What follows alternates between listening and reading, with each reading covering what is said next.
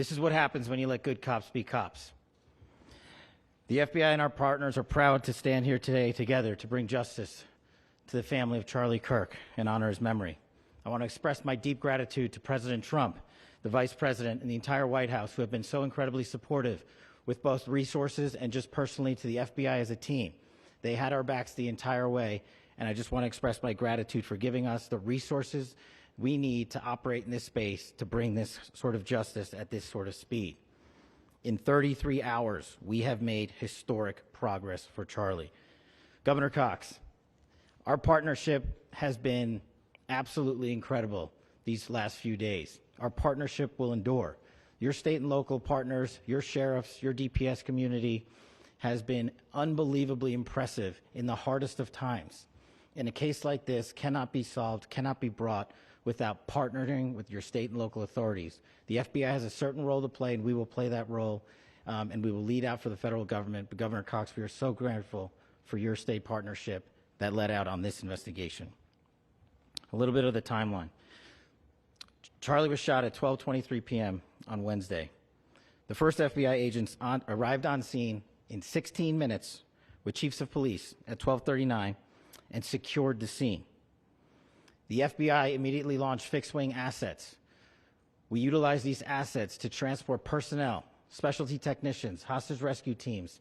We also utilized these assets to go back and forth from the East Coast and here in Utah to transport forensic evidence and other evidence that will be analyzed and is being analyzed at our FBI laboratories in Quantico and other laboratories, including the ATF.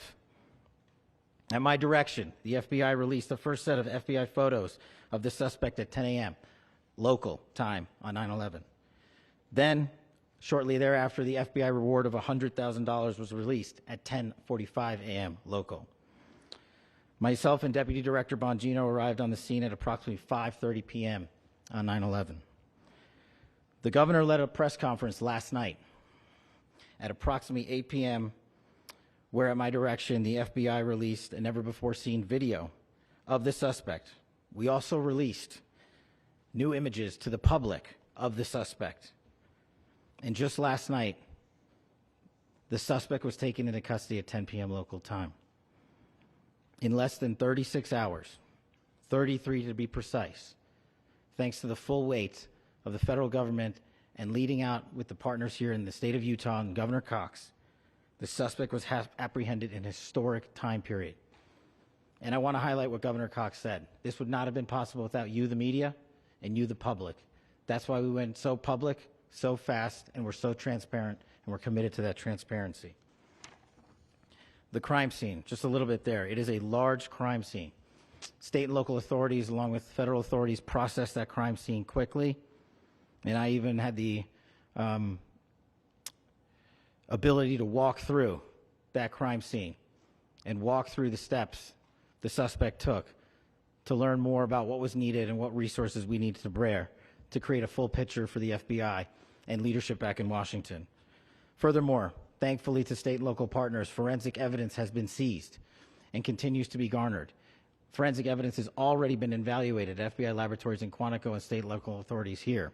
We will continue to process evidence as we see it, as we collect it, and we will continue to deliver to Governor Cox and his team. Last night, we had a total of approximately 7,000 leads. As of this morning, thanks to your great work, we have over 11,000 leads that were called in to the FBI. And we are running out every single lead that we can. Every one of those leads will be run out. The arrest is a testament to the dedication of good law enforcement being great and partnerships in law enforcement, which I've tried to highlight as my tenure as the director of the FBI.